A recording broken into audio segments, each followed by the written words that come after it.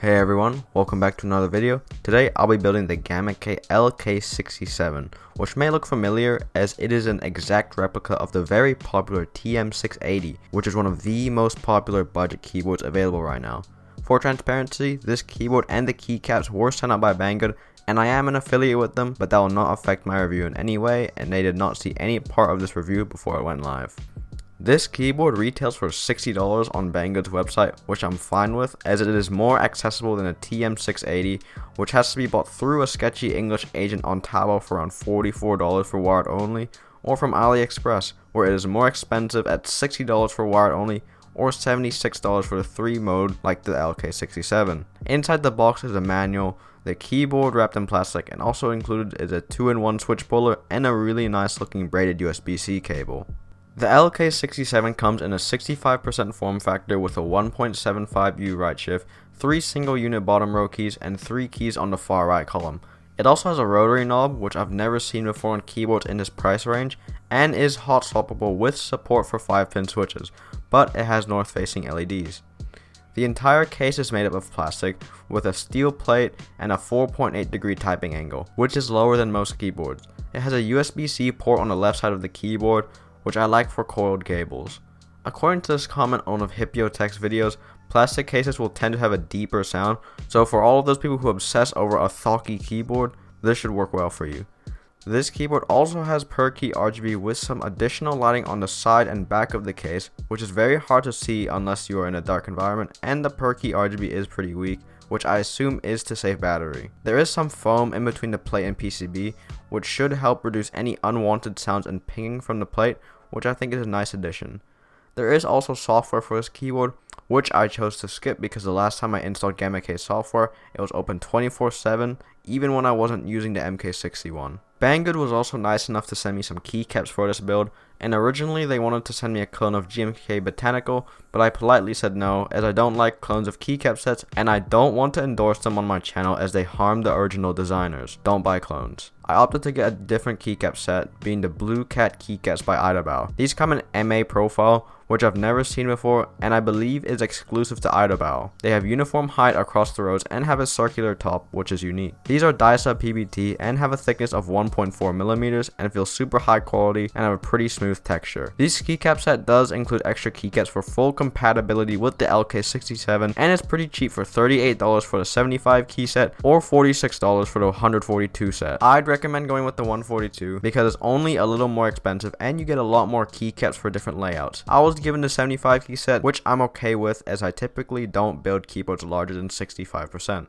So let's get on to the build. The stock stabilizers are factory lubed, but the stabilizers are still pretty rattly, so I removed the stabs from the build and I'll be wiping off the factory lube and adding my own. The stems don't have legs, but they have this small bump on the bottom, which I chose to keep since I couldn't remove it with a wire cutter, and it was so thin I didn't think it would affect the sound of the stabilizers. I lubed the stem and housing with Krytox 205 grade 0 and XHT BDZ on the wires.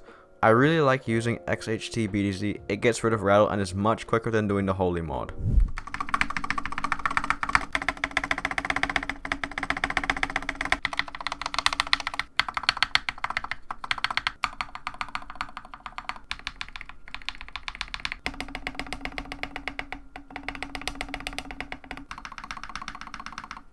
I'm going to be trying the Akko Wave 2 CS switches, being the Radiant Red, Vintage White, and Lavender Purple switches. The reds and the whites are linear, so I lubed them with Krytox 205 grade 0, and the purples are tactile, so I use Tribosis 3203 with 105G0 for all of the springs. I'll add the switches and stabs, then I'll add the keycaps, and this build is finished. It might seem pretty simple, and it is. Building one of these barebone keyboards is really easy and won't take very long. If you need a little extra help, I'll have a link to my beginner's guide to building a mechanical keyboard in the top right corner. Here's how the keyboard sounds, and I'll have a full sound test for each switch at the end if you're interested.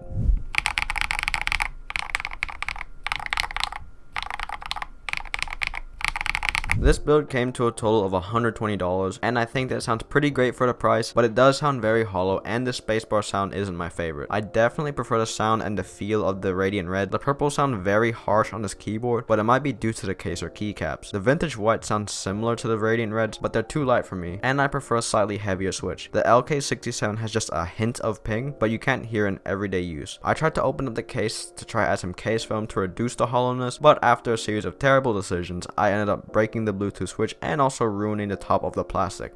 So I would recommend not to open the LK67 unless you're willing to break the switch. I think that the keycaps help with the deep, thocky sound signature of this keyboard, but also accentuates the empty, hollow sound. Some of the legending is also off-centered, so if you have OCD or just like having normal looking keycaps, then you might want to avoid these. In terms of the profile, I'm not a huge fan of these. I prefer to have varying heights from row to row, as it helps me navigate the keyboard easier, and the rounded top of the keycaps cause me to make constant mistakes since I get lost while typing. Granted, I don't touch type properly, so this might just be a specific issue for me. The knob on the LK67 does work pretty well. The tactility is a little lighter than what I would like, but it has enough to where you can dial it in a specific level, and I like that you can press the knob in to play and pause music. The knob doesn't have a stopping point, which means that you can infinitely rotate it, which I don't like. There is very minimal wobble in the knob, but the RGB ring only turns on as an indicator for which mode the keyboard is connected in. Speaking of connectivity, the LK67 can connect to your computer